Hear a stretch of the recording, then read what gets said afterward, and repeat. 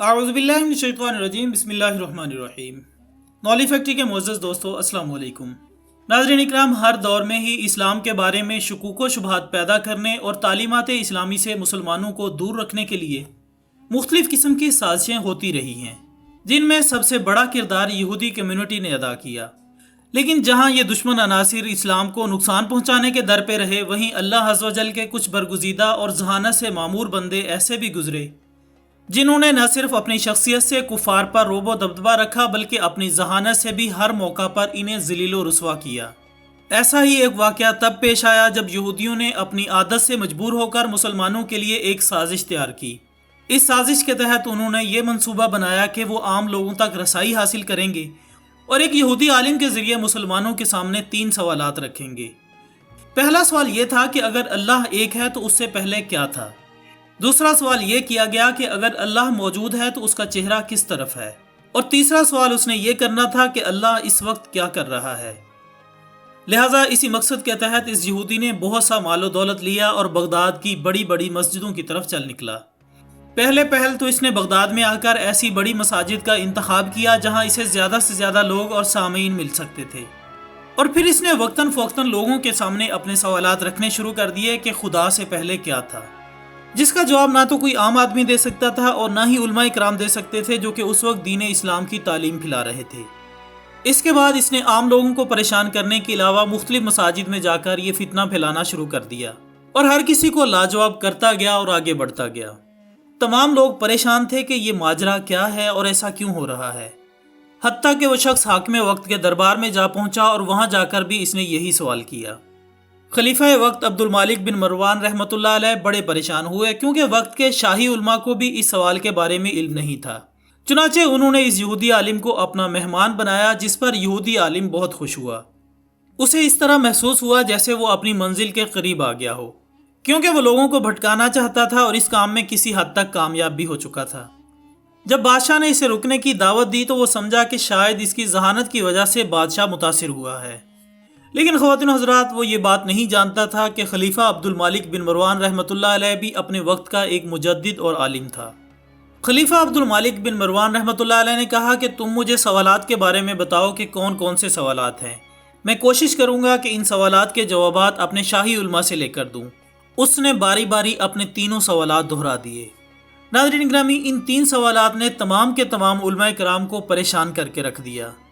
خلیفہ عبد المالک بن مروان رحمۃ اللہ علیہ نے کہا کہ ان تمام سوالات کے جوابات ایک نوجوان دے سکتا ہے۔ وہ نوجوان کوئی اور نہیں بلکہ امام اعظم ابو حنیفہ رحمۃ اللہ علیہ تھے۔ چنانچہ امام اعظم ابو حنیفہ رحمۃ اللہ علیہ کو دربار میں بلایا گیا اور انہوں نے آتے ہی فرمایا کہ میں ان تمام سوالات کے جوابات دوں گا۔ یہودی عالم نے بڑے رعب و دبدبے سے اپنا پہلا سوال داغتے ہوئے کہا کہ کیا تمہیں معلوم ہے کہ خدا ایک ہے اور اس سے پہلے کون تھا؟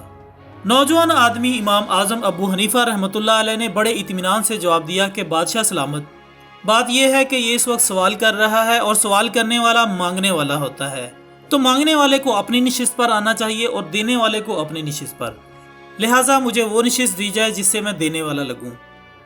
خلیفہ کو یہ بات بہت پسند آئی، چنانچہ اس نے یہودی عالم کو نشست چھوڑنے کا حکم دیا اور اسے وہ نشست عطا کر دی گئی جس پر وہ یہودی عالم براجمع تھا۔ امام اعظم ابو حنیفہ رحمۃ اللہ علیہ نے کہا کہ ہاں، اب پوچھو کیا سوال کرتے ہو۔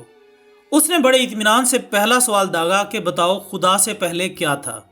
یہ بات تمام لوگوں کے لیے بڑی حیران کن تھی کہ ایک نوجوان آدمی اس کا جواب کیسے دے گا۔ خیر، مجمع میں سے امام اعظم ابو حنیفہ رحمۃ اللہ علیہ کی آواز آئی اور انہوں نے کہا کہ گنتی گنو۔ یہودی عالم نے گنتی گننی شروع کی، 1 2 3 4 5 6 7 8۔ جب وہ گنتی گن چکا تو امام اعظم ابو حنیفہ رحمۃ اللہ علیہ نے فرمایا کہ اب الٹی گنتی گنو۔ جب الٹی گنتی گنی گئی تو وہ یہ تھی 8 7 6 5 4 3 2 1، اور 1 پر آ کر وہ رک گیا تو امام ابو حنیفہ رحمۃ اللہ علیہ نے فرمایا کہ اب بتاؤ کہ 1 کے پیچھے کیا ہے؟ تو یہودی نے کہا کہ کچھ بھی نہیں۔ تو امام ابو حنیفہ رحمۃ اللہ علیہ نے فرمایا کہ بس جان لو اللہ ایک ہے، اس سے پہلے کوئی نہیں۔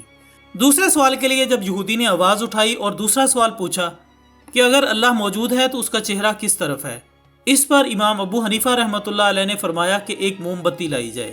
جب دیا یا موم بتی لائی گئی اور اسے جلایا گیا تو اس کی روشنی کے بارے میں امام اعظم ابو حنیفہ رحمۃ اللہ علیہ نے پوچھا کہ تم بتاؤ کہ اس کی روشنی کس طرف ہے۔ یہودی عالم پریشان ہوا کہ یہ نوجوان کیا کر رہا ہے، چنانچہ اس نے کہا کہ اس کی روشنی تو چاروں طرف ہے۔ اس پر امام اعظم ابو حنیفہ رحمۃ اللہ علیہ نے فرمایا کہ اللہ نور ہے اور اللہ بھی چاروں طرف ہے۔ آخر میں تیسرے سوال کی باری آئی، جب اس نے تیسرا سوال پوچھا کہ اس وقت اللہ کیا کر رہا ہے، تو امام اعظم ابو حنیفہ رحمۃ اللہ علیہ نے جواب دیا کہ اس وقت اللہ ایک نوجوان سے ایک یہودی عالم کو ذلیل کروا رہا ہے۔